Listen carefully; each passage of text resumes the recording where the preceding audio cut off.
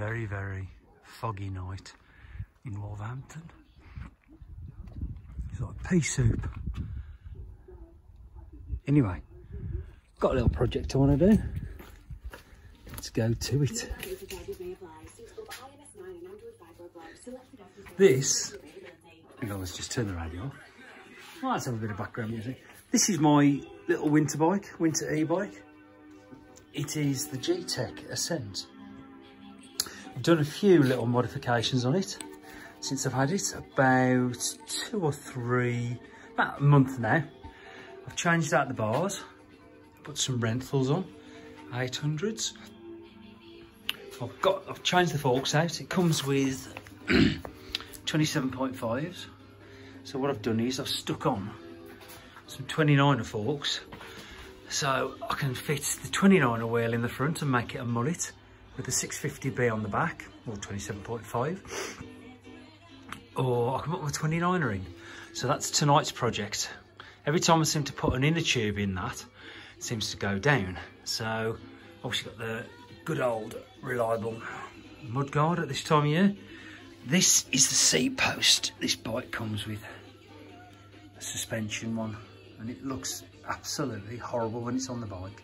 So what I've done is I have fitted my little pull the lever. Oh, typical, you have to have your weight on it. Famous last words. I'll try it again in a bit. In fact, let's try it now. Come back in a moment, hang on. Right, part two. Worked out, basically with the weight of your body on the bike, it does work. So, little lever, up it goes. There we go. Just saves cluttering up all the handlebars. It keeps it a nice clean cockpit. The older, that normally sounds like when it's full of water, when it's a winter wet ride. So the nice standard back brake, front brake and combined gear shifter. Obviously this bike is rear wheel hub drive, and here we have the good old battery, which if you pull it off, makes the bike, it performs beautifully, this bike does anyway. So press the button. You have, from the last ride I used up 13%, did about 20 to 22 miles with it on and off. Obviously press it again, goes to max. That gives you 15 miles normally range on max. If it's on eco, it gives you about, on 99% full charge, about 30 miles. The good thing I have found out is you have here, where you can see it, there's a little, if you go in to, because you can take the battery off and go into a cafeteria. I don't know if I can get it off because I'm going to do, I've got my gloves on, so I can, oh, this is not going to work, never works, does it? There you go. Look at that. Little USB charger. I think this is the Mark II battery. It does turn off after a couple of minutes if you haven't used it, as you can see. Underneath, I have put a long shafted Allen key in there. Now it does come with it normally on the bike when you buy them, but also I bought this second hand because what you've got, my brother-in-law worked this one out. It looks like for the back wheel hub, as you can see, the size of these bloody nuts, you'd have to have a massive spanner. But what my brother-in-law Jim worked out is, as you can see, down to there, you can, I'll just grab a screwdriver and show you. Obviously worked out the other week, when I got a puncture, you'd need basically to carry that size spanner for this size. It's, this size particular back wheel in your backpack. There you go, that is that. You'd have to carry that thing, but what we worked out is, my clever engineering brother-in-law, if you get the Allen key, put it in there like that, little gap, and you can physically undo the wheel. Missed that then, but that basically goes down through there, push it down, and off the back wheel comes. It is a bit dirty at the moment because I rode it Sunday in all the crap. Good old rear mud guard. Another thing I always do, I get an old inner tube.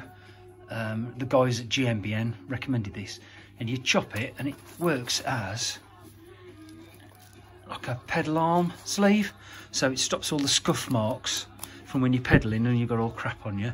And I also use these things. Brilliant idea. I think they're called pedal arm gaiter boots, and they also protect you from hitting rocks and everything like that. And also the bonus is you have got a bottle cage on here, so you can always carry a bottle. I'll just give you a quick close-up of the bike. Like I say, really good brake for the price of this bike. It is a bonus. What we got? 1, 2, 3, 4, 5, 6, 7, 9, 10. 10 speed on the rear. And the beauty of this e-bike, look, you can spin it back and oil it. Whereas with normal e-bikes, obviously you spin that, and the front crank doesn't turn because your motor's normally in there. Bit of a strange kick on the aluminium hydroform tube there, but it's just about nice. Have got slimy tubes, so if you do get a thorn in there, but the thorn I had in my back tyre that day, I discovered the slime was that cold it wouldn't even seal it. Could do with a new seat as well, because it's seen better days, but when your bum's on it you don't see it. Like I say, these are 29er forks. You have got your lockout on this side, so normally I ride it locked out. When you are on the frosty bumpy trails, flick it on and off you go. I have put this little gaiter thing here just to protect the frame, and also it's all cables are routed internally, popping out here. It's all good. I will turn the bike over in a minute and show you a little error, a little flaw that I found in it, but I'll flip it over now. Like I say, these are the bars that it came with, very tiny compared to what I've got at the moment. It's got an extra at least 2 or 3 inches on the end there.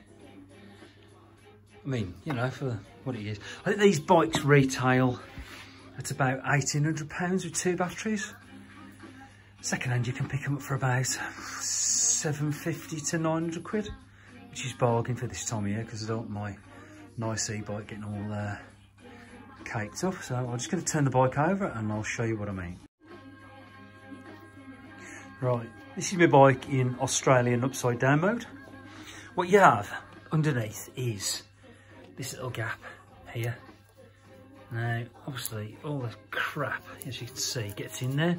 Obviously, when it's the right way around, all the rubbish and mud will run down here. This is just one of the interconnectors that comes in, and I think it goes into the crank area. I tried, that pushes in, tucks up there. I've tried several things. I've tried electrical grommet, I've tried electrical tape. I'm just gonna, I think, leave it open. But I was thinking of putting a bit of like this sponge, which is like off an old mattress. I was gonna like break a bit of that off and put it in. But thinking about that, sponge acts as an absorber, so it's not gonna really do it much good. But again, there's the hub. See a bit closer. It is dirty, but this is, like I say, my winter bike. And the idea is, in the summer, hopefully the missus will use it and I'll go out on my normal bike, acoustic, and the wife can ride this and just ride canal towpaths and railway walks. So what I'll do is I'll flick it back over and I'll get that wheel, which is the 29er, and this bike will become a mullet. Back in a mo. Fitted, 29er front, 650B rear, which makes it a mullet. As you can see, all the inner tubes, I've gone through a load of inner tubes trying to find a decent 29er. Had to pinch one off my other bike and put it in, and it's always the way. As you take the slime tube out, you notice there's a load of snotty green slime in there, and what it is, you've got a thorn in the tyre, so obviously it pre-seals it. So I'm having to spin this at the moment to try and get this to seal the hole. Run, it's pretty bulletproof at the moment. The telling will be in tomorrow when I come to it after I leave it overnight. Normally run about 38 in the front and 35 in the back. That one's all right. That's bulletproof, that one is. I like it.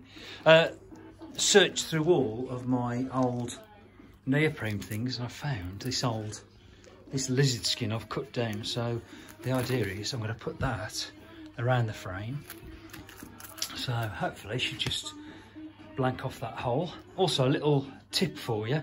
Obviously when you do put a new disc in, what I tend to do is slacken the hexagonal 2 nuts off, just so it's just finger tight, so you can spin the disc freely. Normally you can see daylight down through the gap, and then put your foot on the brake like so it centres the caliper, and then just nick them up, 1, 2, and then that is perfectly sweet. Should hear no rub whatsoever. So I'm just going to put neoprene on there, spin it round so you can have a look at the finished. We can't even do that because the camera will flip around, it'll really confuse you. So give us 2 moments, 2 ticks Turkish, and we'll be back with it right way up and neoprene on. And there we have the finished product, the right way around. Little neoprene fitted, went nicely. Amazing what you can have spare. Never chuck anything away just in case. Always have that one on there, so when you come to lift it over like a fence or a gate when you're going through, because the normal heavy e-bikes are about 22 to 24 kilograms. This one's about 18, I think, so it's super light. Yeah, all done. Very, very happy with that. There's the old 27.5. That's still inflated with slime in the tube, just in case. So if that is flat tomorrow, I'll be putting that straight back on because it'll be out on the trails. So just something a little bit different. It looks very nice and it rides beautifully. Very easy to pop the front, a very poppy front as well. So hopefully you've enjoyed this. Thumbs up, comments below, and see you very soon. Thank you very much. Bye.